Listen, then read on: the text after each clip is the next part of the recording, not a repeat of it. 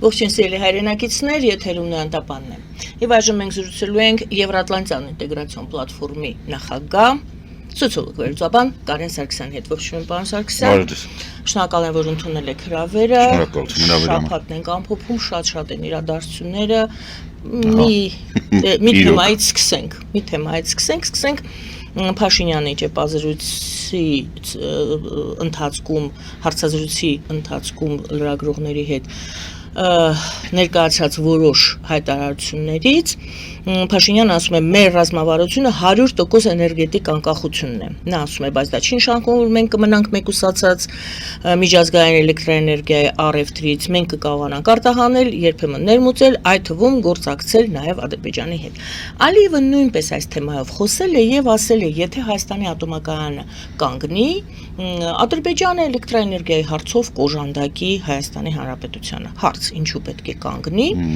Երկրորդը, ուր մնաց 100% էներգետիկ անկախությունը։ Ես համարում եմ շատ սխալ այդ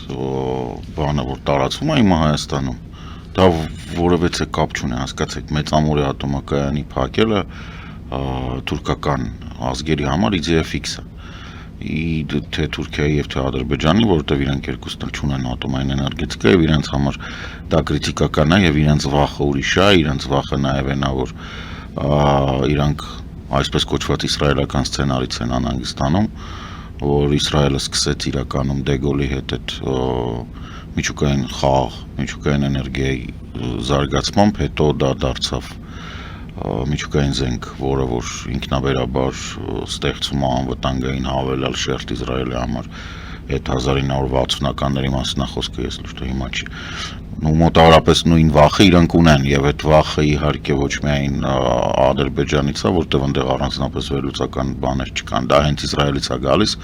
որտեղ Իսրայելը լավ գիտակցում է, որ Հայաստանի եւ Ֆրանսիայի համագործակցությունը Ֆրանսիան այդ մոդելը անցել է մի հատ։ Ինքը մի հատ էլ կարող է մոդելն անցկացնի իր համար, որովհետեւ բան չկա, խնդիր չկա, սահմանափակում չկա եւ ինքը ՄԱԿ-ի անվտանգության խորհրդի մշտական անդամ է եւ բազմաթիվ օրենսդրական եւ բան նախաձեռնություններով, ասենք Հայաստանի ատոմային էներգետիկայի ուժեղացումը, որը կարող լինի հենց բուն Ֆրանսիայի եւ եվրոպական, այսպես ասած, զորությունների իման վրա, ինքը կարող ոչ միայն բերի անկախություն, այլ նաեւ կարող է ապահովել Հայաստանի համար ինչ որ Հայաստանը պետք է անի, օրինակ, չգիտեմ, այդ Firebird-ի համար մոտ 2 գիգավատ էներգիա հիմա օրինակ դա որպեսզի Հայաստանը դառնա տարածաշրջանում, իսկ Հայաստանի համար դա միակ տարբերակն է, որ ինքը կարողանա ապահովի այդ ամեն ինչը, Nvidia-ի հետ միասին համատեղ ստեղծել այդ արհեստական բանականության այսպես կոչված ֆաբրիկաներ, որոնք որ դատակենտրոններ են խոշոր մեծ սպառումով էներգիայի։ Եվ հենց այստեղ է, որ Ֆրանսիայի հետ համագործակցությունը քրիտիկական է մեզ համար, ֆրանսիական ռեակտորները նախ շատ կայուն են, երկրորդը իրանք բավականին մեծ ազդեցություն եւ նշանակություն ունեն Ֆրանսիայի էլեկտրաէներգիայի արտադրման հարցում, այսինքն Ֆրանսիան հիմնվում է մեծ հաշվով ատոմային էներգիայի վրա եւ դա նաեւ մեզ տալիս է հավելյալ շերտ, այս ռուսական սպորտներում։ Սա է, այս ինչ վերաբերվում է բանին, Նիկոլ Փաշինյանի ասած ակնհայտորեն իմաստ ունի եւ դա ճիշտ ռազմավարություն է, այդ ռազմավարությունը, որը Հայաստանը պետք է անկախ կառավարող ուժից, անկախ կառավարությունից դա պետք է լինի։ Մենք պետք է մաքսիմալ ապահովենք մեր էներգետիկ անկախությունը, իհարկե կանաչ էներգիան լավ է, բայց եկեք հասկանանք, որ մեծ դաշտերը, ասենք 4, 5, 6 հեկտարային արևային պանելները կամ քամու գեներացման այդ բաները, իրանք ցանկացած ռազմական գործողությունների ժամանակ շատ վտանգված են եւ շատ արագ շարքից դուրս են գալիս։ Այսինքն Հայաստանին պետք է մենք հիմա Ուկրաինայի օրինակով տեսնում ենք, որ նույնիսկ գազի հիման վրա արտահանվող, արտադրվող բաները, էլեկտրաէներգիան միևնույնն է, ինքը հեկերի բաների առումով ինքը վնասված է, կախովկան չաշխատեց, բոլոր ջերմակա բոլորը վնասվում են, հերթով միակ մշտապես աշխատող էներգիայի աղբյուրները դրանք միջուկային կայաններ, ատոմային կայաններն են, որովհետև դրանց վնասումը հավասարեցվում է միջուկային պատերազմի սկզբին։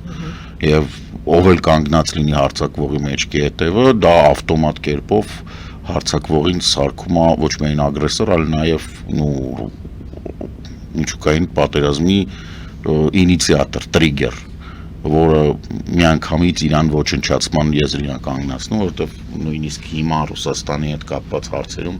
թե Չինաստանի եւ թե Հնդկաստանը բոլոր մնացած հարցերում ասում են դե լավ ոչինչ, դե հիմա Ռուսաստանն է բան, բայց երկուսն էլ կոշտ արտահայտություն են արել այդ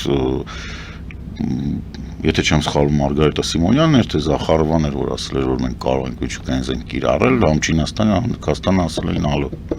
Բարև ձեզ, այդ ձեր կրկեսը պահեք ձեզ, չի լինելու միջուկային զենք, էսը։ Այնպես որ 100% էներգետիկ 100% տեսեք, մենք այդքան շատ չենք սպառում այս պահին։ Մենք ունենք խնդիր, որ ամերիկյան այսպես կոչված DJ Vance եկած այդ որ մոդուլային եսիմ 36 թվին եսիմ ինչ անելու դա է որ անիմաստ է որովհետև իրանք 3 հատ ամեն մեկը 180 դա բավարար չի բայց ասենք նույն Ֆրանսիայի տեսանկյունից ֆրանսիական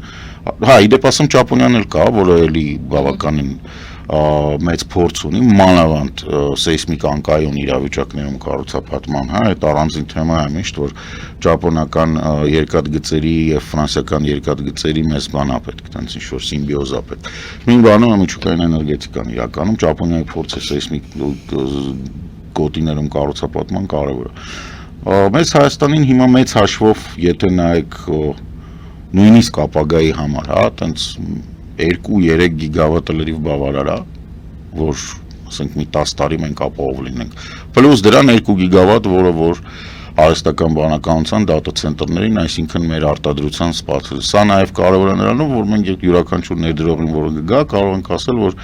գիտեք ինչ կա հարգելիներս, մենք commitment ենք, պատասխանատվություն ենք վերցնում, որ մոտակա 10 տարին ձեր հոսանքը արժանալու է 15 ցենտ եւ չի փոխվելու այդ գինը, որովհետեւ դե կոպիտ ասած մենք այդքան արտադրում ենք ու մենք ձեզ կարողանում ենք դա տալ։ Նույն օրինակ եմ ասում 15 կարան 18, որովհետեւ գալացողին կարևորը ոչ թե այդքան գումարն է, այլ որքան կայունություն։ Որ ասենք եթե կառավարությունը պետությունը ասում է, որ ես պարտավորվում եմ քեզ ցանկացած լրիվ առանց որևիցե կասկած։ Նու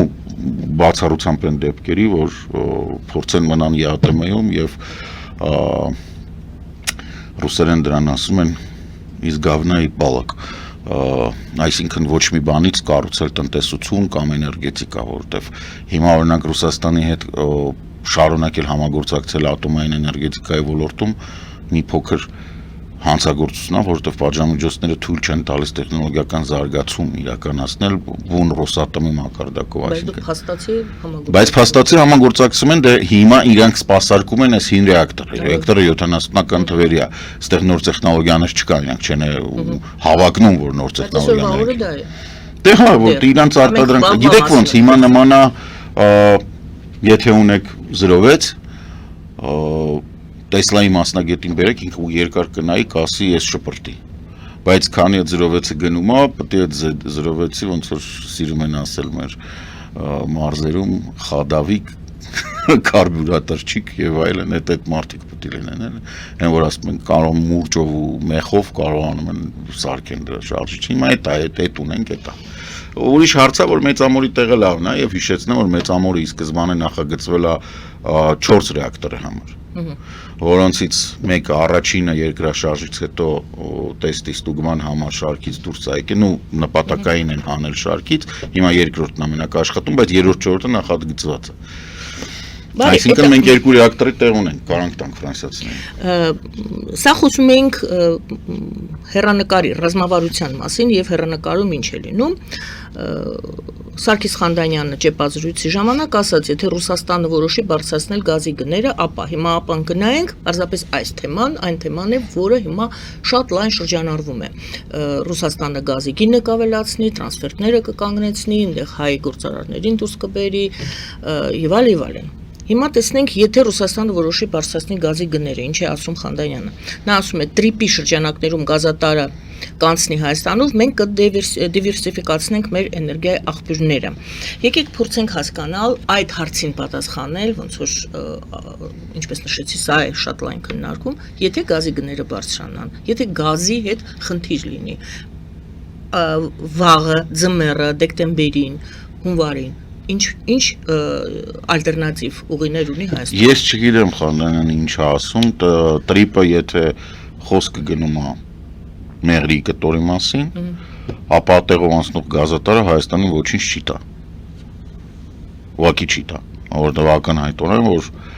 Պարսկաստանը թույլ չի տա իր գազատարը պատրել արանքից ու կծրել իրան բան, առավել եւս որ այդ գազատարը ընդամենը 40 սանտիմետրանից է, եթե չեմ սխալվում, թե 70 սանտիմետրանից, 75 սանտիմետրանից։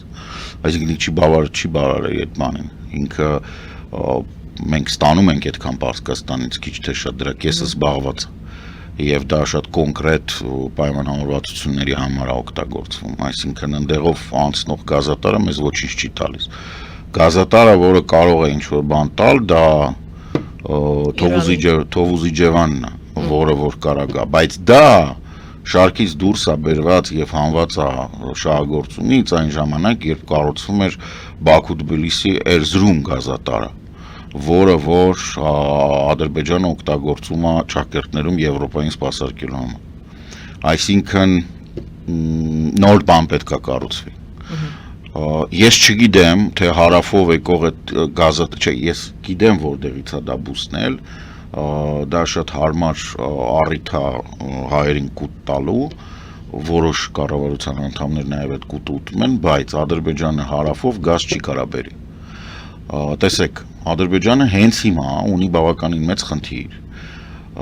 եւ այդ խնդիրը կոչվում է ենթակառուցվածքների գոնե մի քիչ օֆիցիալ մատակարարմանը հասցնելու, այսինքն մեծացնելու։ Ինքը ունի պատասխանը պարտավորություններ ավերցրել Եվրամիության առաջ, որ չի կարողանում կատարի, որովհետև պաշտոնապես իր ելքը մոտավորապես 8 միլիարդ խորանարդ մետրի է, ոչ ավել։ Իսկ ինքը 20 քանիսի պարտավորություններ ունի։ Եվս մեկ գազատար, այսինքն այնտեղ հզորացնել, նոր անցկացնի, ինչ պետք է անի, այլանդակ թվեր են։ Ինքը հիշեցնեմ, որ ամեն անգամ երբ գնում է Եվրոպա, գումարներ է ուզում վերազինելու համար։ Այսինքն գործող գազատարը, որը կառուցվել է այն հարուստ եւ տենց առողջ առույգ տարիներին, այսինքն Բաքու-Թբիլիսի Էրզրումը, որը որ ապահովում էր այն ժամանակ այդ կոնսորցիումը, որտեղ մտնում էր British Petroleum-ը, Total-ը, բանը տենց բավականին լուրջ ընկերություններ։ Այդ գազատարը լավ վիճակում է։ Հիմա 0-ից գազատար ոչ մեկ չի կառուցելու այս տարածաշրջանում, առավել եւս գազատար, որը անմիջականորեն անցնելու է Պարսկաստանի սահմանի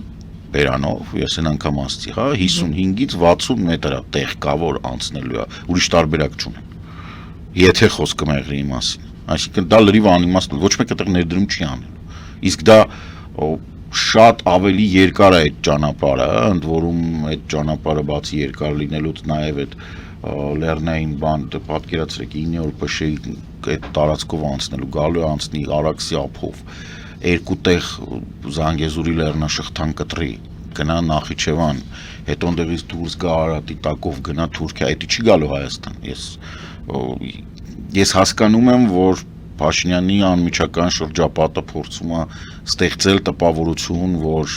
այնինչ իրանք պայմանավորվել են Կուշների հետ, դա Հայաստանին օգուտ է, բայց իրականում դա օգուտ է բացառապես Իսրայելին եւ ոչ մի ուրիշ պետությանը երբևիցե։ Ընդհանրապես օգուտ չի Հայաստանին վնաս է Իրանին, վնաս է Եվրոպային։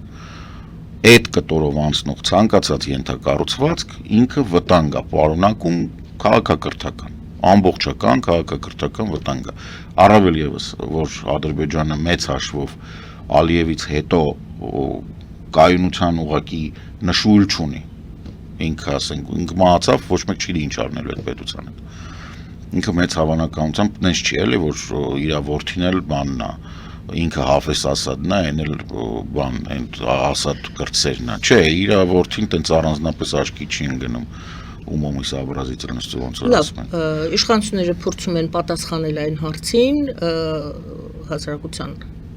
շրջանակներում ձևավորված այդ հարցին, թե ինչ է լինելու, եթե Ռուսաստանը բարձրացնի գազի գները մենք կարող ենք ադրբեջանական գազ վերցնել Թուրքիայից, մենք որը պատտվեց արդեն ընդեղից Կարսով բանը։ Մենք կարող ենք ադրբեջանական գազ վերցնենք ակնհայտորեն լավ ջանդամ, Գանձակից իրանք անցկացնեն մինչև Թովուզ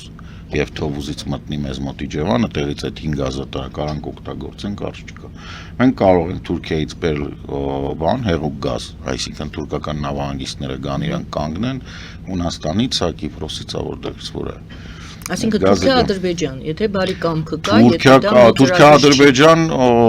չէ, Թուրքիա-Ադրբեջան ես ասում եմ ինչի, ես կասեմ ինչու, որովհետեւ եթե ես հիմա մանավանդ մենք հիմա ԱՄՆ-ի եթերում ենք, եթե ես հիմա ասեմ, որ Իրանը կարա մեզ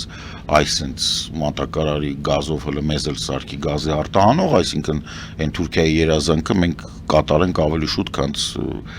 շաբաթ-ուրբաթից շուտ գա, բայց կարող է Ամերիկայի մեր դիտողները լավ չընդունեն։ Բայց իրականում մենք շատ հանգիստ Իրանի հետ կարող ենք, որովհետև հիմիկվա Ադրբեջանի քաղաքականությունը ամբողջությամբ հիմնվում է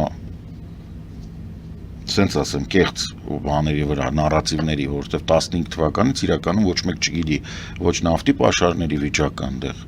ոչ արդյունահանումը նավթի, ոչ գազի, որովհետև իր գազի զգալի մասն է այդ նավթային հորերից դուրս եկող գազն է, ոչ թե մաքուր գազի, բան այլ նավթային հորից, իսկ այդ գազը պետք է մաքրվի, մշակվի եւ այդտեղից ինքը մաքուր գազ չի, այնտեղից այլ քիմիական նյութեր են դուրս գալիս, արգոնը, բանը եւ այլն, այսինքն ինքը թանկ գազ է Ադրբեջանի գազը, բացի ամեն ինչից, ինքը թանկ է։ Ի տարբերություն իրանական գազը այսպես կա օգտագործվում, բացի դրանից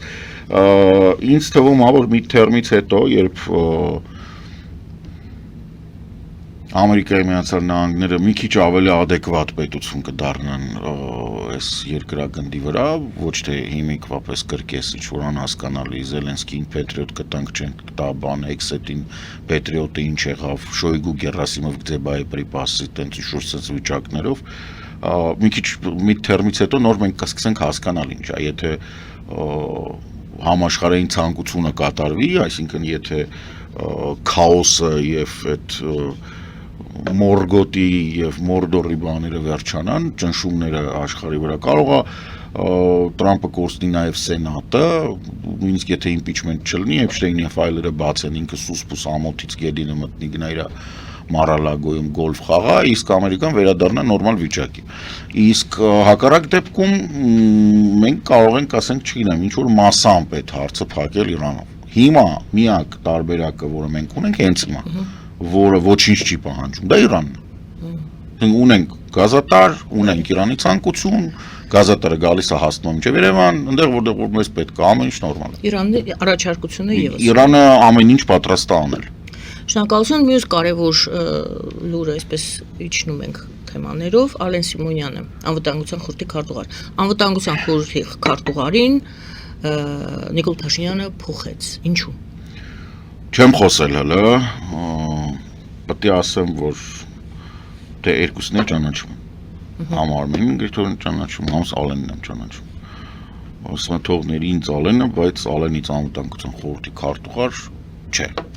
Ես ասել եմ, Ալենի համար ընդունելի եւ միակ ընդունելի պաշտոնը կարող լինել երկրի նախագահ Վահագն Խաչատրյանից հետո։ Դա նշանակում է ներողություն։ Ինքը պետք է 2-3 տարի գնար հանգստանալու, շնչեր արտաշնչեր, կարող էր նշանակվել դեսպան մի կարևոր երկրում, խնդիր չկա, դա նորմալ է, որովհետեւ արտակարգ եւ լիազոր դեսպան կարգավիճակ։ Բայց նա մնաց ակտիվ քաղաքական գործիչ։ Ոչ, ինքը մնաց Դմիտրի Մեդվեդև։ Որտեվ անվտանգության խորհրդի քարտուղարը, եթե դու անվտանգության մասնագետ չես, որը որ Արմենն էր Գրիգորյան, ասեն, տարիներով դրա մեջ էփված, հա, հասկանում եք, Ալենը ինքը բան է, public person, հա,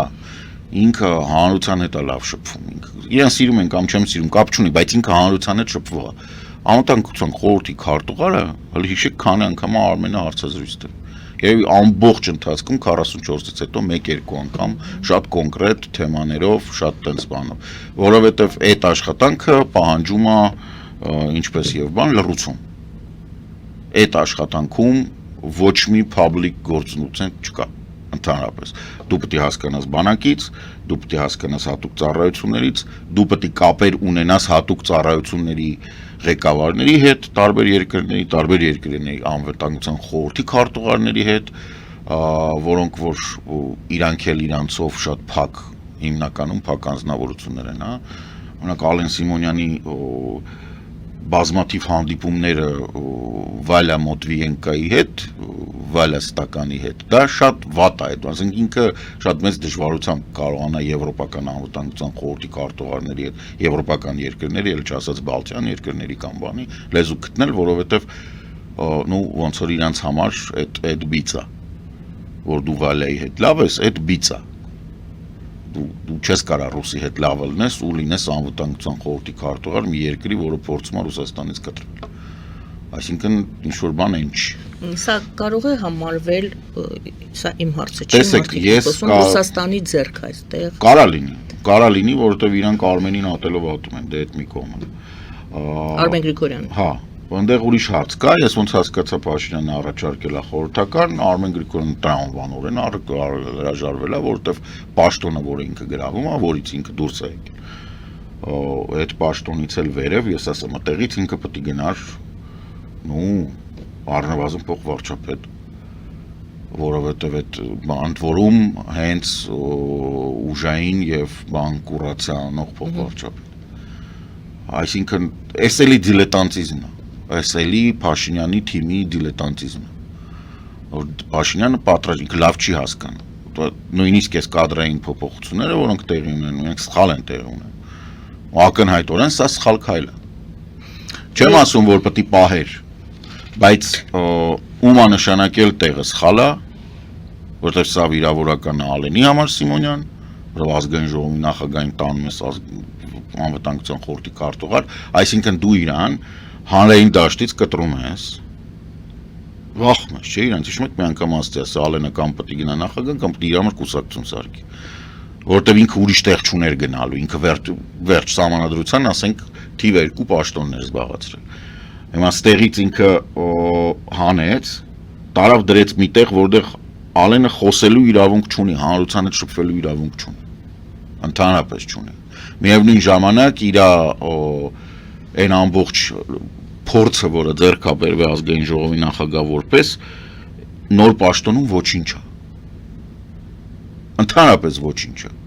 Ինքը պետք է իմանա, ասենք, չգիտեմ, լեռնարաձգային բրիգադը զինելուց ինչ խնդիրներ են առաջանում, դատախազությունը, ասենք, ինչ բանի օպերատիվ ձեռնարկություն, միջոցառումներ ձեռնարկելու ընթացքում ինչ խնդիրներ կարա ունենա, ոնց պետք է դա համագործակցեն, ասենք, Եվրոպոլի հետ, նրա հետ, սրան հետ,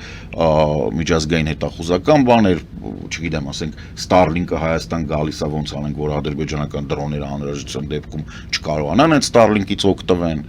Ղազախստանին մենք տալիս ենք մեր այդ Firebird-ի մեջ հատուկ մի հատ ճանապարհ ոնց անենք, որ Ադրբեջանի գործակալները կամ ռուսաստանցիները չկարողանան դրանից օգտվել։ Անվտանգության խորհուրդը մեծ հաշվով կոորդինացնում է ազգային անվտանգության բոլոր ոլորտների ամենակարևոր բաները, այո, այդ թվում առողջապահություն, այդ թվում, ասենք, չգիտեմ, կոմունալ ծառայություններ, այդ թվում սա, Ալենը public person է։ Ես վստահ չեմ, որ նույնիսկ Արմենի օրոքեր էս ամբողջ ծավալը լավ արվում, հա, բայց գոնե արվում էր ինչ-որ բաներ։ Հիմա ինչ նստենք սպասենք 5 տարի, մինչև բանը կամ 5 չլավ, ասենք 3, մինչև Ալենը սովորի ոնց է այդ ամեն ինչը արվում։ Չէ, ամենայն արգանքով է։ Սա վիրավորական է համ Ալենի համար, համ Արմենի որոշումն էլ լրիվ ճիշտ է, որ չեմ ուզում։ Ինչ խորհրդական։ Խորհրդականս որն է, ասենք ինքը Նիկոլ ինչ է մտածում, ինքը վերցնում է անվտանգության խորհրդի քարտուղարին ու բերում է 90-60-90 ֆիգուրով մի հատ աղջկա համարժեք պաշտոնյա նստացնում։ Ո՞վ է Նիկոլ։ Ինչ-որ ուրիշ նկատառումներ կան Գրիգորյանի հետ կապված։ Ստատուսային վիրավորական է դա։ Դա կոչվում է բան, կադրային ինսուլտ, в смысле կադրային վիրավորանք։ Խորհրդականը կարող լինի կանգառից հավաքագրած քո կողմնակից է։ Որ կարաս խորհուրդ հարցնես, ասենք, չգիտեմ, ծառերը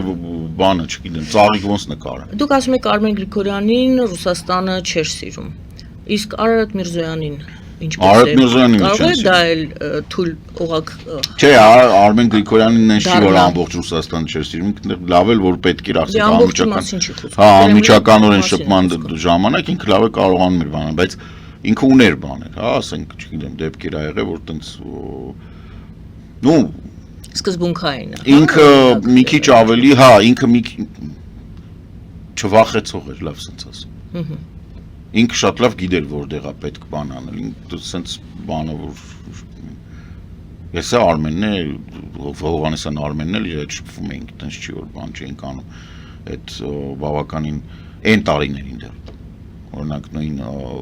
Արմեն Գրիգորյանի հարսանիքին Արմեն Հովհաննեսյան եղել է Շուշիում, որ հարսանիք էր արվել։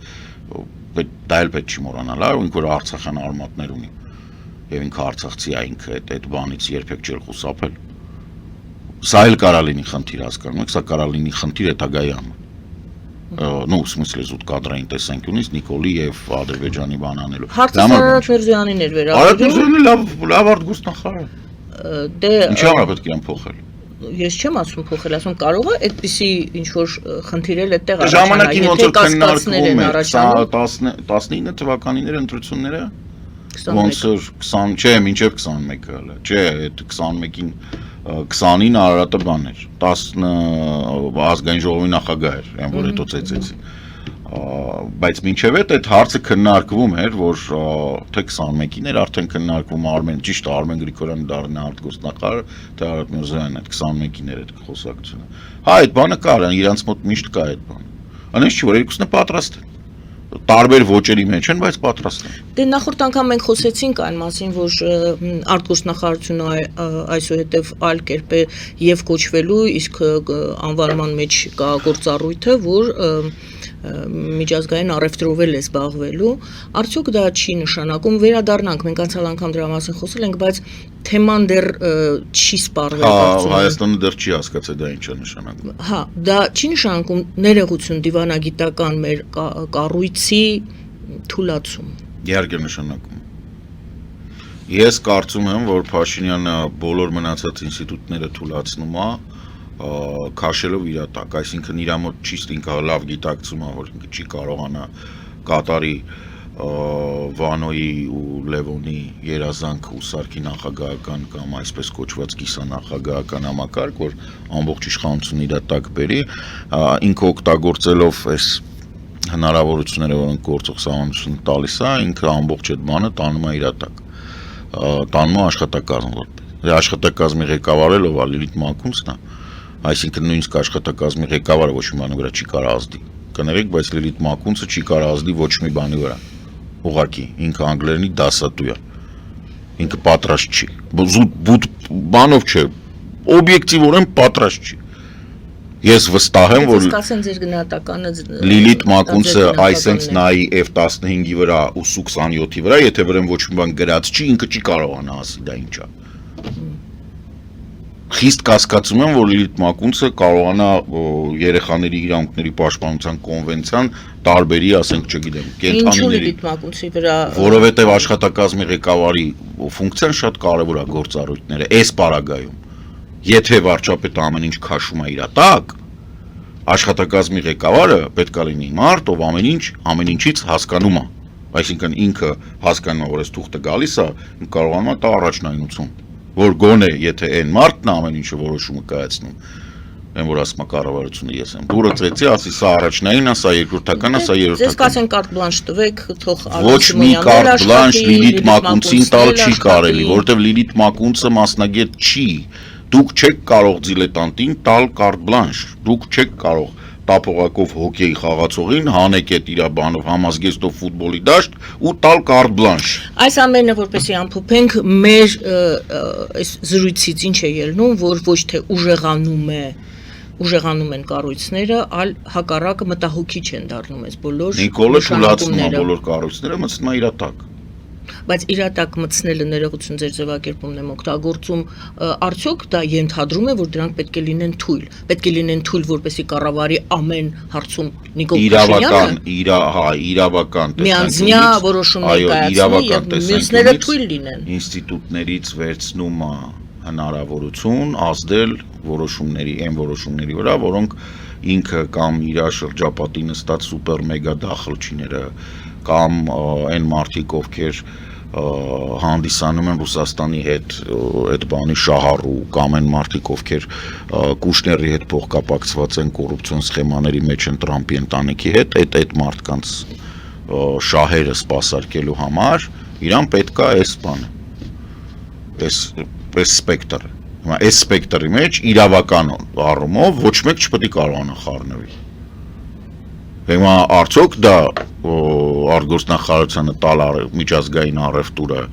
լավ է թե վատ է ես ես ասեմ ինքը դրանով ստեղծում է կոնֆլիկտ Գեորգ Պապոյանի որը շատ վատ նախարար է իհարկե եւ Արարատ Միրզոյանի միջև իրանց նախարարությունների առնվազն որովհետեւ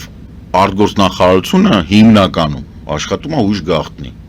ռեժիմով եւ հույժ գաղտնի փաստաթղթերի հետ որոնք պարունակում են պետական եւ ռազմական գաղտնիք այդ թվում շատ հաճախ ոչ թե մի այլ մի քանի պետության հա որովհետեւ դուք եթե ինչ-որ պայմանագիր եք կնքում օրինակ հիմա Եվրոպայում ընդունված է եթե դուք ռազմական պայմանագիր եք կնքում Շվեդիայի հետ եւ առնում եք Գրիֆեն մինչեւ այն պահը երբ որ առաջի Գրիֆենը դուք անում եք օդ այդ գաղտնի է ոչ շվեդներն են դրա մասին խոսում, ոչ է դուք պետք է խոսեք։ Բայց հիմա ստացվում է, հա, որ առևտրային այդ ինչա միջազգային առևտուր է, թե պաշտպանության նախարարության գործն է, թե ով է դա անում, թե ինչ են անում։ Հիմա առանց այդ էլ պարզ չէր։ Հիմա մի հատ էլ է խաղացող մտնում, որը բացի դրանից, որ բազմապատկել չգիտի, համել չգիտի, որ ամեն մի զվարթնոցի չացը տուրիստ չի, ինքը այցելու է։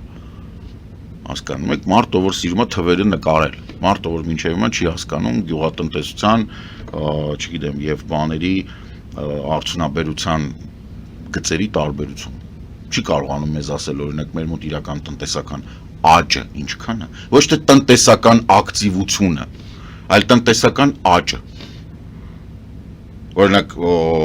բանը մինիմալ աշխատավարձը մեզ մոտ, որը չափանիշ է, հա, ամենացածրն է։ Բոլոր մոտակա երկրներում իրոք 80,000 դրամ որ վերացնում ես բան մեդիանային աշխատավարձը ցածր է միջին աշխատավարձը հա բարձր տարածաշրջանում իրենք սիրում են տենց թոս փչել որովհետև աշխատանք չի պահանջում իրենք մի հատ գործար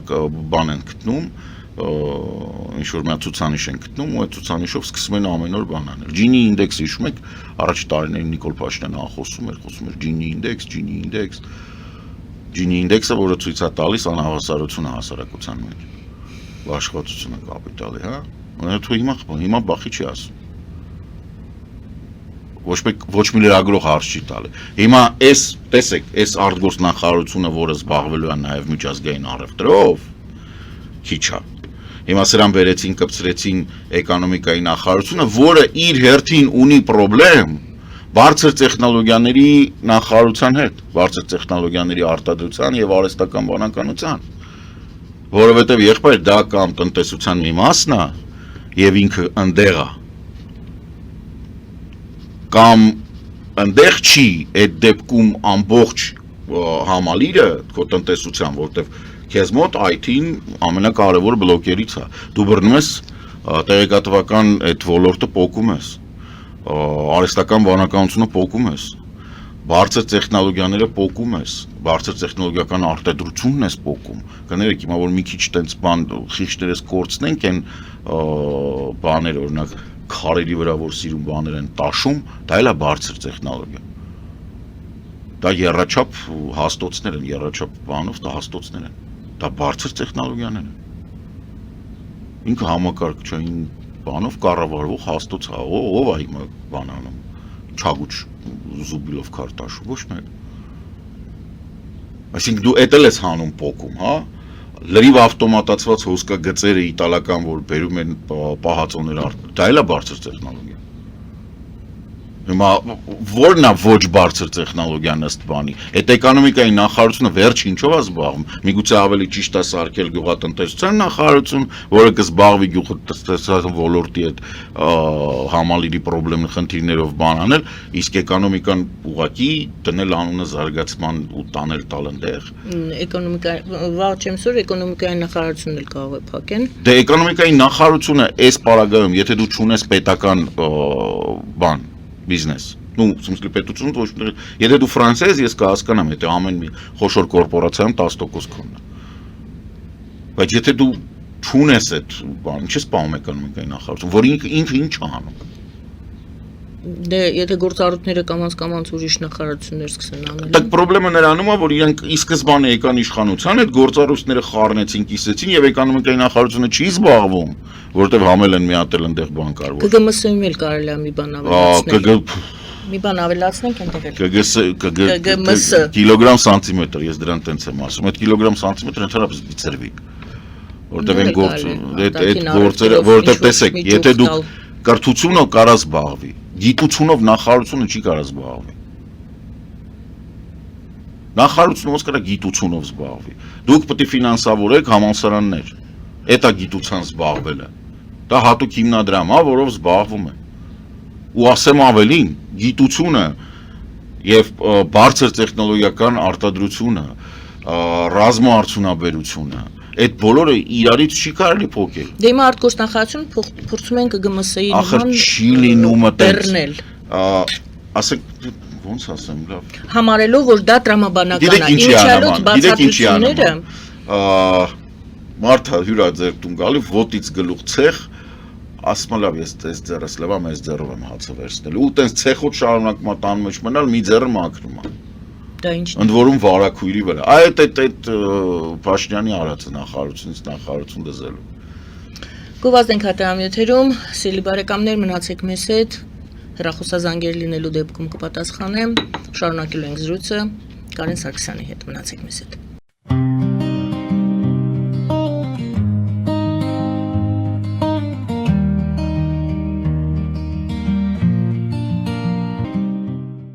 Ֆելիչե ժամանակակից ատամնաբուժական կլինիկա։ Այստեղ հարմարավետությունն ու խնամքն առաջնային են։ Այստեղ կիրառվում են ատամնաբուժական ամենաժամանակակից տեխնոլոգիաներ, ճշգրիտ ախտորոշում, արդյունավետ բուժում, նուրբ փորձառություն եւ անհատական մոտեցում։ Սկսած սովորական մանրուքներից մինչև առաջադեմ ընթացակարգեր, այստեղ դուք գտնվում եք բարձր որակավորում ունեցող եւ փորձառու ատամնաբուժական մասնագետների ձեռքերում։ Մեր բարեկամական եւ հյուրընկալ անձնակազմն այստեղ է յուրաքանչյուր այցը հաճելի դարձնելու համար։ Ֆելիչե, ձեր առողջ եւ ամենաերջանիկ շպիտը սկսվում է այստեղից։ Եկեք եւ բացահայտեք նորարարության փորձագիտության եւ կարեկցանքի կատարյալ համադրությունը։ Երևան Փոստը Գրանադայի ուզում տեղեկացնում է։ Դրամական փոխանցումներ 1%-ով։ Օդանավով 1 փաունդը 2.99։ Նավով ուղարկեք 1 արկղ, երկրորդ արկղը անվճար։ Ավտոմեքենաների փոխադրում անհավատալի արժեքներով։ Ինչպես նաև կահույք եւ մեծ չափի բեռների փոխադրում։ Jackpot հագուստի խանութը երկրորդ մասնաճյուղն է բացել Գլենդելի սրտում, որտեղ կարող եք ձեռք բերել եվրոպական եւ ամերիկյան ընտիր հագուստեղեն, կոշկեղեն, աքսեսուարներ, պայուսակներ ամենահարմար արժեքներով։ Նաև կարող եք ցանկացած ապրանք պատվիրել եւ ձեռք բերել կարճ ժամանակում։ Jackpot-ի Գլենդելի հասցեն է 1135 North Pacific Avenue, հեռախոս 818 813 2252 Jackpot հագուստի լավագույն կենտրոնը Գլենդելում։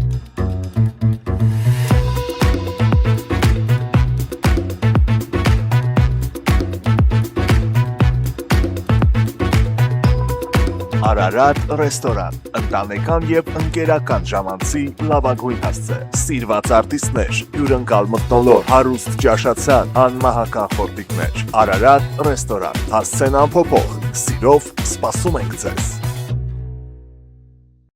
Լավագույն պաղպաղակ, բնական, համեղ եւ մատչելի գներով պաղպաղակը կարող եք ձեռք բերել բոլոր հայկական խանութներում, պահանջեք հայկական պաղպաղակ, Թամարա պաղպաղակ։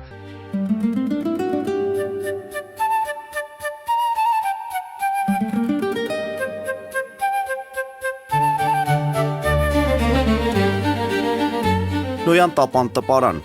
Նոյան տապան հրատարակչություն, շարվածքից մինչև տպագրում,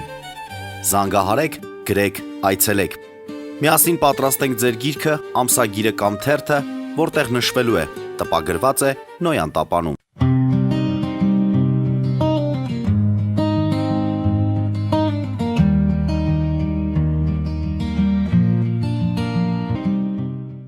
Սիրելի բարեկամներ, հիշեցնեմ, որ մենք զրուցում ենք սոցիոլոգ վերլուծաբան Կարեն Սարգսյանի հետ, ներքին խնդիրները, ներքին հարցերը դեռ չեն սպառվել, խոսենք ազգային ժողովի հանձնաժողովների մասին, ինչու է խոսում հանրության մեջ որ եվրոինտեգրման ուղուց հետնահանջ է լինելու։ Ես ազգային ժողովում ամենալավը ասում եմ, ցիցակ կատակ եմ իհարկե անում սարկազմով, բայց կես կատակ, կես լուրջ ասում եմ, որ Ռուբեն Ռուբենյանը երրորդ մասցի է։ Ուրիշ ոչ մի լավ բան այս ազգային ժողովում չկա, ես չեմ տեսնում առնվազն։ Թե կազմով, թե բանով, բան չկա ստեղ բռնեմ։ Կա չկա, բայց Դե տեսեք, նախորդ ազգային ժողովը, եվրոինտեգրման հանձնաժողովը մինչև Եվրաքվ հավաքվել էր մեկ անգամ։ Թե դել չէր հավաքվել։ Ես շփում։ Այնպես որ ինձ չի զարմացնում որ հանե տվել են բան, յանի որ իրանցներին չէին անում։ Ոչ մի։ Հետնահանջ չկա, որովհետև իրանք երբևիցե ժողովուրդ մենք ստիպել ենք իրանց, ժողովուրդը ստիպել է իրանց, որ իրանք այս օրենքը ընդունեն, որովհետև իրանք լավ գիտակցում էին, որ առանց այդ 60, չէ, իրանք դեմ չէին իհարկե որ հավաքվի, բայց դեմ չէին ոնց իրանք են բանով էին, դե որ հավաքվի կանենք, բայց իրանք վստահ էին, որ չի հավաքվի։ Մինչև հիմա Նիկոլի շրջապատում մարդկանց քանակը ովքեր հավատում են, որ Ռուսաստանը հələ չի սկսել Ուկրաինայում պատերազմը ու ինքը հələ կարա ինչ-որ բան անի, կազմում են մեծամասնություն։ Ես դա կոչում եմ դեբիլների մեծամասնություն, բայց դեբիլներին չի կարելի թերագնահատել, որովհետև իրանք շատ են ու իրանք ամենտեղ կան։ Այսինքն դա բավականին վտանգավոր է։ Իրանք պարապած են, իրանք փուչուր ժամանակ իրանք տարել են այդ դասընթացների, իրանք միակ գիտելիքը որ սովորել են, այդ բանը, դեբիլ ելնելն է, որ դու իրան ապացուցում ես, ինքը ասում է, չէ, ես չեմ հավատում, որ Ռուսաստանը կարա կռվի։ Ասում դե այդ մարդուն չկար, ուշման, որ ասում ես հավատը մի քիչ ուրիշ թեմա է, այդպես ինչ որ հավատքի համար գնում են եկեղեցի տղա ջան, քարտեզ չնա։ Քաղաքականությունով չեն զբաղվում։ Քաղաքականության մեջ ոչ մեկին չպետք է հավատա, այդ է։ Հին գուլակի կանոնը, մանավանդ մեր տարածաշրջանում գործում է։ Կոչվում է մի վախեցիր, մի խնդրի ու մի հավատա։ Ни вер, ни бойся, ни проси։ Հայտնի գուլագի սկզբունքը։ Միակ բանաձևն է, որով դու եթե չես հաղթում, ապա ամենացածր կորուստով ես դուրս գալիս։ Հիմա իսկապես տեսեք Ռուսաստանը ամեն կերպ քեզ ստիպում է որ դու ընտրություն կատարես, այսպես ասած։ Դե Նիկոլը ասում է որ մենք չենք պատրաստվում ընտրություն կատարել, ընթացքում հետ է կանգնում նաև տեսեք Նիկոլին ձեռ չի տալի Եվրամիությունը։ Ստեղ ոչ թե հարցն է նայում որ ինքը Ռուսաստանին այտենց վիրտուալ պատասխանում ասում է դե գիտեք ինչ կա մենք Եվրամիության հետ ոչինչ չունենք, ոչ մի բան չունենք, ոնց ասենք արդարանում է։ Ոնց հանրակրվե անենք, եթե նրանց հետ բան չունենք, բա չեն ասի, բա դուք բայց խոսքը նրա մասին չի որ չի անում հանրակրվե որովհետև փաստաթուղթ ինքը չի ուզում որովհետև անմիջապես դրանից հետո ստորակետով ասում են մենք կարող է ոչ ԵԱՏՄ ենք ուզում, ոչ ԵՄ ենք ուզում, մենք կարող է ուզում ենք բոմժ մնանք։ Այդ իր երազածն է։ Բոմժ։ Այսինքն դուք հիմա շատ կարևոր շատ լուրջ հայտարարություն արեցիք։ Եթե ոչ Եվրամիություն կամ ոչ ԵԱՏՄ, ապա դու բոմժ ես։ Բա իհարկե։ Ինչու՞։ Որովհետև այդ իր խաշմռուկի գաղափարն է։ Խաշմերուկի վրա, ասենք իրականիկը բան մաքրի, սեղան մաքրի, ինքը շաուրմա տա։ Իր երազած կոլխոզի քարտուղարի հետ է գա անցնողը միացիլի Այսինքն Հայաստանը պետք է անպայման ինչ-որ դաշինքի մեջ կամ ինչ-որ չգիտեմ կառույցի մեջ մտնի։ Դուք չեք կարող 21-րդ դարի առաջի քառորդը ավարտած լինել առողջ բանականությունով մարդ ու շարունակել պնդել, որ աշխարհաքաղաքական մոդելը թույլ է տալի ինչ-որ մի երկրի չլինել ոչ մի տեղ։ Հասկանում եք, որ դուք Իրանը կասի ես ոչ մի տեղ եմ։ Ով ասեց, որ Իրանը ոչ մի տեղ է։ Իրանը իսլամական պետությունների բանի մեջ է։ Իրանը ոչ մի տեղ է, որովհետև ինքը պատերազմի մեջ է բոլորի հետ։ Իրանը շրջապատված է թշնամիներով։ Իրանին ոչնչացնում են, պաշտոնապես։ Իսրայելից բացի նաև Ամերիկան։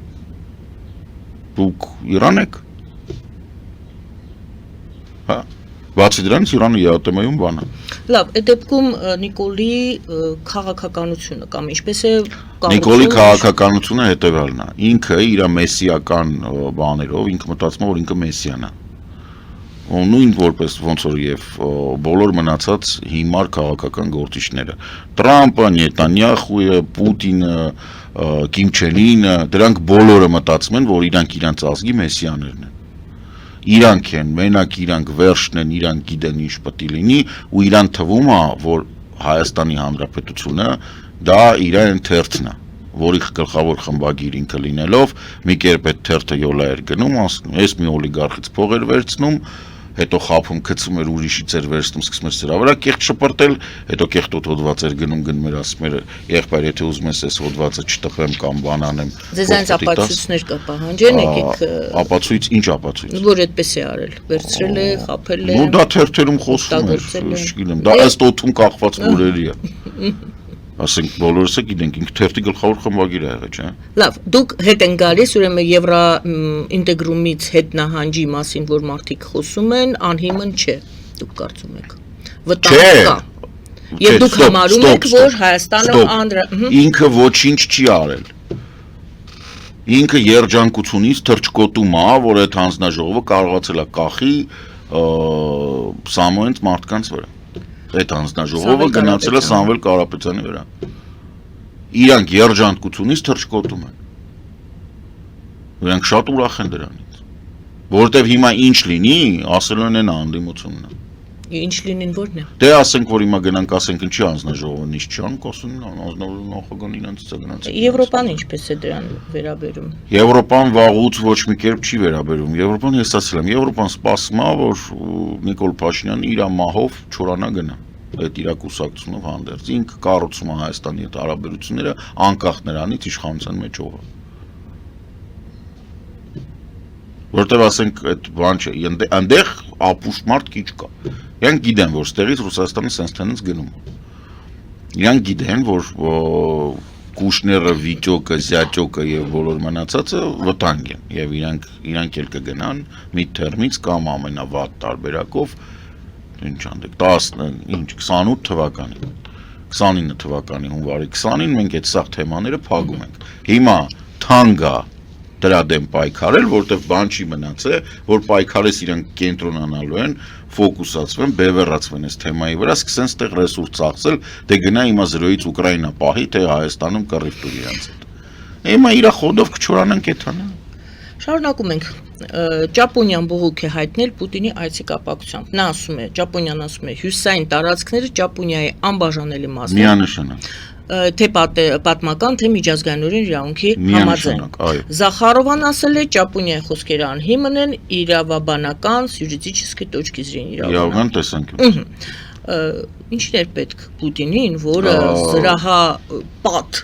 ապրում է այսքան ժամանակ։ Դա հարցը որ մի Պուտինն է գնացել։ Գնալ հասնել։ Այն որը Վասիլիչն է, թե այն որը Վլադիմիրիչն է, ոչ մեկ չի։ Կարող է դա Պուտինն է, որը գնացել էր Մարիուպոլ։ Հա, այսինքն ուրիշ Պուտիններ են։ Դե այնտեղ շատ են չէ դրա բաները։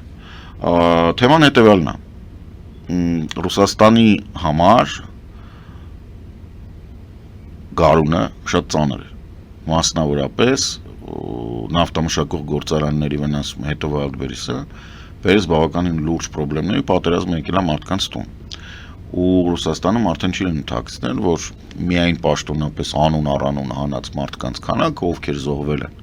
անուններով, հայտնի հասցեներով եւ գերեզմանատեղերով, որտեղ որման 300,000-ին է հասել։ Դա գնահատվում է, որ հայտնի է 40-ից 25-ից 40%։ Այսինքն այնտեղ այդ բաները Ռուսաստանի զինվորականները, բանակը, որը որ կորցրել է, դա 700,000, բացի բանակից հիշեցնեմ, կորցրել է Վագները, կորցրել է Դոնեցկ, Լուգանսկ, Խերսոն, այդ տեղի ժողովուրդը այլանդակ մեծ քանակությամբ ու բաներ, քրեակատորական հիմնարկներից զորակոչվածներ։ Այսինքն ընդհանուր քանակը միլիոնը անցել է։ Եվ սա միայն զոհվածները։ Իսկ Ռուսաստանում յուրաքանչյուր զոհվածին երկու առաջի կարգի երկրորդ առաջի կամ երկրորդ կարգի հաշմանդամ է գալիս։ Այսինքն ընդհանուր քանակը այլանդակ մեծ է կորուստների։ Դա արդեն ամեն տուն մտնում է այդ խնդրը։ Հիմա Պուտինը պետք է ընտրությունն է, նախ ընտրություններից առանց առաջ Վարկանիշը ընկնում էր Եդինա իր կուսակցության եւ անձամբ իր այնքան որ թարգեցին, գաղտնիացրեցին տվյալները այլևս չեն հրապարակում։ Բայց ինքը գիտի որ վարկանիշները ընկնում են։ Սեպտեմբերին իր մոտ ընտրություններ են։ Ընտրություններից հետո բոլոր բաները խոսում են նրա մասին, փաստերը, վերլուծաբանները, ներքին ինֆորմացիա տվողները, որ Ռուսաստանի Դաշնությունը պետք է մոբիլիզացիան արագացնի։ Ոչ թե մոբիլիզացիա հայտարարի, որտեղ իր 22 թվականի մոբիլիզացիան կասեցված չի, ինքը հիմա մոբիլիզացիոն բանի մեջ է, բայց պետք է ակտիվացնի հավաքագրելը։ Հիմա ինքը ամեն ինչ արել է, որ հնարավոր չլինի մարդկանց փախնել Ռուսաստանից։ Հիմա ընտրություններին ընդառաջ գնում է իր երկիրը պատտվում է, իր ախորը երկիր չկա այնտեղ, քանդած ասա։ Բացի դրանից, քանի որ այս նավթամշակող գործարանների եւ վալբերիստների ոչնչացումը, վալբերիստների բաների, պահեստների ոչնչացումը, անմիջականորեն ամեն մի ընտանիք մտավ ու Ղրիմի բնակչությունը, որը սկսեց ռիլզեր ու տելեգրամ այդ կռուժոչիկներ գցել, որ ասենք, չգիտեմ, օրերով լույս չունենք։ Սոս։ Հա, օրերով լույս չունենալու պարագան որն է, ասենք, տունը լույս չկա, հələ մի կողմ, խանութը լույս չունի, սուպերմարկետը լույս չունի, սուպերմարկետի սառնարանն էլ չի աշխատում, այսինքն դու գնում ես սուպերմարկետի ապրանքը պտած է, ջուր չկա, գոյուղի չկա, տրանսպորտ չկա, որտեվ բենզինը եթե բախտդ բերեց QR կոդով 20-ից 30 լիտրը, դու կարաս գնաս մասնավորից առնես, բայց դա պետք է լինես հարուստ, որտեվ լիտրին 200-ից մինչև մի պահին ամենավատ պարագայում 350 ռուբլի գումար էր ստացվում։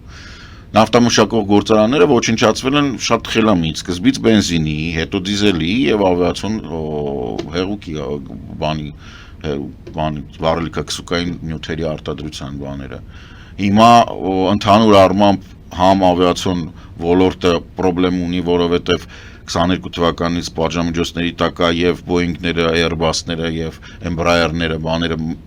սպասարկել չի կարելի, դա արգելված է իրենք ինչ-որ կանիբալիզմով են զբաղվում կամ ջեներիկներ են բերում, ինչ-որ կեղծ բաներ են բերում։ Համ էլ հիմա ավիացիոն կերասինի խնդիր կա։ Եվ արդյունքում այն օրը բաններ, Լիպսիցներ, թե Միլովներ խոսում էր ավիացիայի մասին, ընդհանուր առմամբ Սիբիրից, այսինքն Ուրալիան կողմից, այդ թվում բանից Խաբարովսկ բան, ավիացիոն չվերթների թիվը դեպի Մոսկվա կրճատվել է մինչև 40%-ով, այսինքն հիմա Վլադիվոստոկից Մոսկվա գնալը լրջագույն խնդիր է, կամ ոնց որ 19-րդ դարում պետք է նստես բենզինը չկա։ Կարգի նման է։ Խոսքով ինչու նա գնաց Ճապոնիայի, բայց գիտեր որ այդպիսի ռեակցիա է լինելու։ Ճապոնիան Այդ Ճապոնիայի պահն է ձեզ հետաքրքիր, կոնկրետ Ճապոնիայի խիա գնաց է, դե որտեվ չի կարա Չինաստանին բան անի։ Որտեվ չինացիք Վլադիվոստոկին չինական անունն են ասում։ Խունձևիա ինչ ասենց ինչ-որ։ Ինքը Չինաստանին պարտվել է այդտեղ։ Չինաստանը այդ ինչ որ կոչվում է Դալնի Վոստոկ, Խաբարովսկի կրայ, Ամուրսկի կրայ, Պրիամուրիա, Բուրյատիա, Չիտա, այդքան Յակուտսկը չէ, բայց բանը Մագադանն էլ է ռուսական, բայց այդ տարածքը, որը որ Կամսոմոլսկն Ամուրի բան, այդ տարածքը Չինաստանն արդեն Իրանով է արել։ Չիտայի Իրկուտսկի բանի Բայկալի ափերին չինական այդ բաները, ոնց ասեմ,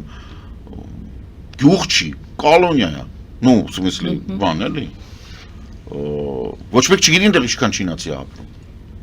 Այսինքն դա արտացոլում է խնդրեմը, որը ինքը գալիս է, հանդիպում է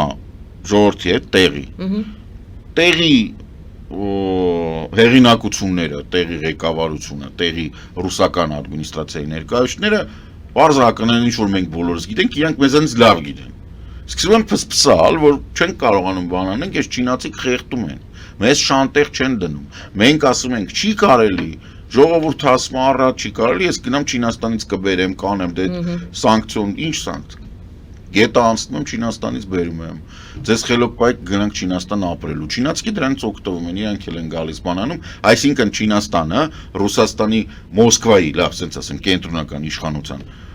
վարկանիշը եւ պատիվը ցեխի մեջ սենց ամեն օր բան անի։ Հիմա Պուտինը պետք է ցույց տա, որ ինքը այնքան ուժեղ տղա է, որ այդ տարածաշրջանում ինչ որ բան իրենց ներկայացնում է։ Այդ նույն մարդկանց, ովքեր որ ինքը գալիս է, ասում են մոլ պլիշիվը, Կарлիկ բալոտնի։ չեն սիրում։ Մի մոռացեք, որ Ֆուրգալը բանից էր, Դալնի Վոստոկի հետ Խաբարովսկի թե Վլադիվոստոկի գուբերնատորն էր, որը որ մինչև այդ պատերազմի սկսել այնտեղ ամիսներով մարդիկ տուն չէին գնում այդ գուբերնատորին, որ ձերբակալեց։ Այսինքն այնտեղ այդ բողոքի բանը կա այդ տարածաշրջանում։ Հիմա ինքն էլ ցույց է տալի, որ ուժեղ տղա է, գնում է Ճապոնիայի վրա, yani փռշտում Կուրիլների այս ափին, հիշեցնեմ, դա 4 կղզի է, շատ չի։ Իրտուրուպ, Կունաշիր, Բայց թեմա է։ Սիրելի բարեկամներ, հիշեցնեմ, որ մենք զրուցում ենք սոցիոլոգ Վերլուծաբան Կարեն Սարգսյանի հետ, մնացել են թեմաներ, մի քանի թեմա եւս շարունակենք քննարկել։ Հեռախոսազրույց է եղել Հայաստանի ու Ուկրաինայի արտգործնախարարների միջև, կողմերը քննարկել են Հայաստանի ու Ուկրաինայի միջև երկկողմ օրակարգին վերաբերող հարցեր, ղեկավարները եւս ուրեմն զրուցել են եւ Զելենսկին շատ հետաքրքիր մեկնաբանություններ գրել, ասել էր շատ կառուցողական են դարձել Ուկրաինայի եւ Հայաստանի փոխհարաբերությունները եւ զրույցները։ Հարցս վերաբերում է հենց Ուկրաինային, ինչպես է Ուկրաինան Ինչպիսին է Ուկրաինան այսօր, արդեն քանի տարի է անցել պատերազմի սկզբից։ 22 թվականից 4 եւ կես, որտեղ փետրվարին սկսել։ Եկեք փորձենք հասկանալ, ինչպես է իրեն զգում Ուկրաինան։ Դա ինչպես յուրաքանչյուր երկիր, որը 5 տարի պատերազմի մեջ է, ընդ որում չարդարացված, որից է կերպ շատ վատ բանով Ռուսաստանը շարունակաբար այդ ռազմական հանցագործությունների դրոշը վերցրել էր Բուչայից հետո տենց հետ չի դրել, այսինքն այնտեղ քաղաքացիական ենթակառուցվածքներն են վերացվում, շենքերին, բաներին, շատ դեպքերում դա դալին նրանից, որ զենքը հեռավար այդ զենքերը բանում չեն, լավ վիճակում չեն եւ չեն կարող ճիշտ ռուսները թիրախավորեն, այսինքն շեղումը շատ ինքը արտերը թողում է, պարզ է, արտերը շատ թանկ է, ինքը շատ է, ինքան շատ կոնկրետ ուղղությամբ են թողում, ասենք, չգիտեմ, ռազմական կործանիչների, ասենք, կամ ինչ-որ ռազմական օբյեկտի ուղղությամբ, գոնե որ գնա մոտիկ։ Ինքը տեղ չի հասնում, 4 կիլոմետր շեղումը գնում է քաղաքին է խփում։ Չեն թիրախավորում քաղաքը, թիրախավորում են այն, պարզ է, սա հասկանում են ուր են խփում։ Բայց չի ստացվում վերջը, լավը չի ապրանքը։ Սա բայց վերածում է ռազմական հանցագործությունների։ Ուկրաինայի պատասխանը իհարկե բան է, շատ ավելի թիրախավորված է եւ շատ ավելի մտածված է տնտեսությանը վնաս տալու։ Մենք հիմա բոլորս տեսնում ենք Վայլդբերիսը, մինչև այդ ենթակառուցվածքների։ Ինչ 19 գյուղի մասին էին խոսում, որ այնտեղ հակահարձակում է տեղի ունեցել հարավային ուղղությամբ, որտեղ որ նու մեծ հաշվով այդ Գուլայի-Պոլայի բանի ուղղությունն շատ Դե գիտեք որն է, այսքան ժամանակ անցել է, դեռ Ռուսաստանը ասում է մի գյուղ վերցրեցինք, հետո տեսնում ենք Ուկրաինան 19 գյուղ հետ բերեց։ Դե տեսեք, Ուկրաինան երկար ժամանակվա այս գաղտնիք չի, իհարկե արդեն գաղտնիք չի, բայց օպերացիայի մասին, որտեղ որ իրանք սկսեցին հետ բերել, դա Գուլայի-Պոլայի ուղղության երբ էր, մայիսից էին խոսում։ Այսինքն ինձ թվում է Զելենսկին էլ Երևանում էր այդ ժամանակ արդեն այդ հակահարձակումը գնում էր։ Ուղղակի որպես այդպիսին չէին հայտարարում, մինչև որ ինչ-որ տրամաբանական բանի չհասան։ Հիմա հասել են գետի ափին, կարամ գետի անունը ասեմ, ոչ ման չի ասի, փուչուր գետա։ Բայց եկել են հասել են այդտեղ, ամրապնդվել են եւ կարող են նույնիսկ կանցել են այն ուսապը,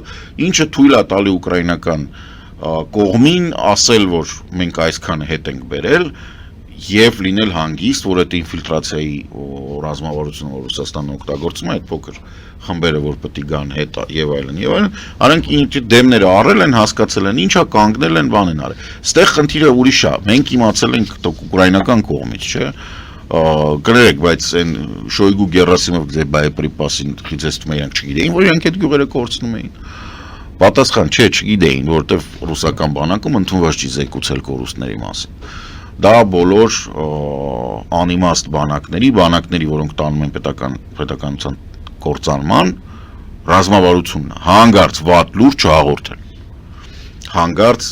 վատ բան չասել, որովհետև այդ կարող է վերածվի, որ իր պագոնը պոկեն, իրան հանեն պաշտոնից եւ այլն։ Ամբողջ պատերազմի ընթացքում Ռուսաստանը ավելի շատ դժվել է իր հիմար ղեկավարներից, այդ որ մսային հարձակումներ են անում, այդ որ չեն զեկուցում, որ խնդիր կա կամ հակառակը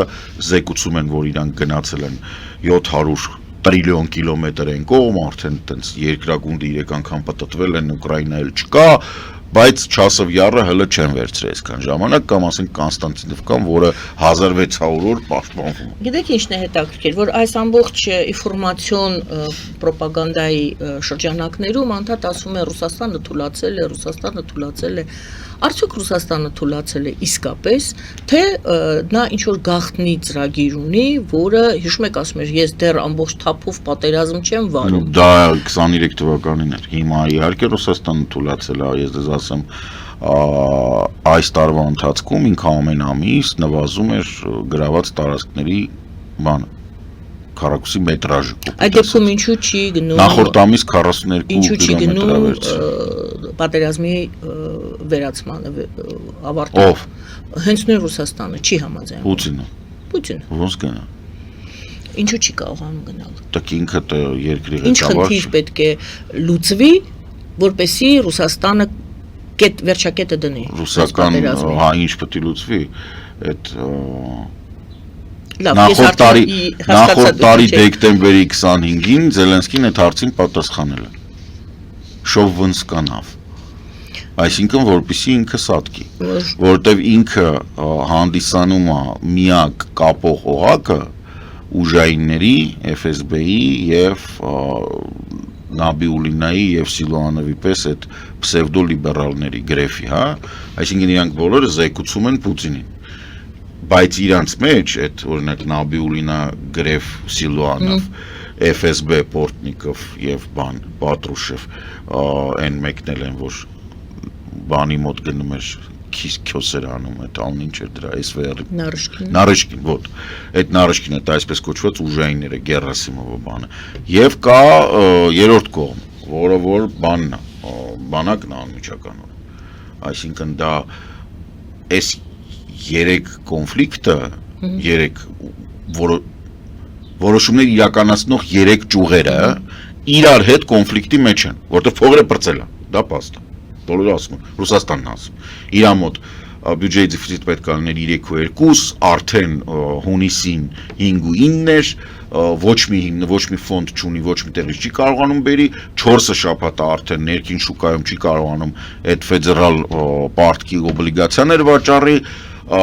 ինֆլյացիոն գործոնները ոչ մեկ չի վերահսկում, պրոբլեմ կա փողը կիսում են, հիմա այս որ ստեղից վերցնում են սրանից խլում են նրանից բան են անում, այդ իրանց մեջի բանը, եթե Պուտինը արանքից դուրս է գալիս, դա չի նշանակում, որ պատերազմը կկանգնի, դա նշանակում է, որ Ռուսաստանին կսկսի այն ինչ որ սկսվեց 17 թվականից տևեց մինչև 21-ը, քաղաքացիական պատերազմ, որտեղ այս 3 ճյուղերը հիմնականում իրար մեջ կռիվանելու, ձեռի հետ նաև սատկացնելու են բոլոր օլիգարխներին եւ դախլ չունեն, որ փող ունենան։ Իդեալական տարբերակ, այսինքն Ռուսաստանը ինքը իրան կմորթիկ թափի, 100 միլիոնից կմնանք դեպի 70, այդ դրանք է 20-ից 30 տարվա մեջ կդառնան 60, այդ ժամանակ կսթրվեն տեղները։ Շնորհակալ եմ այսօրվա զրույցի համար, Ես եմ շնորհակալ, չվախեք, բայց տենց ալնելու։ Ամենախնդալն որ դրանց հետևից Ալիևն էլ է գնալու։ Որտեւ այդ Ալիևի նույն Ալիևի մոդելն է։ Հանկարծ չմտածեք այնտեղ ուրիշ բան անելու։ Ես դրա համար եմ ասում, ստրիպ, մրի, բան թարգեք։ Նրան էլ է բան չի մնացել։ Որտեւ ինքն էլ է Ռուսաստանի պես, ինքը ֆեյք է։ Ինքը ֆեյք պետություն է։ Ռուսաստանը, Ալիևը, Ադրբեջանը, իրենք ֆեյք պետություններ են։ Շնորհակալություն եւս մեկ անգամ, շնորհակալություն սիրելի բարեկամներ, Կարեն Սարգսյանի հետ ենք զրուցում Եվրատլանտյան ինտեգրացիոն պլատֆորմի նախագահ, սոցիոլոգ վերլուծաբան։ Զրույցը վարում էր Գայանե Առաքելյանը, բարին ձեզ։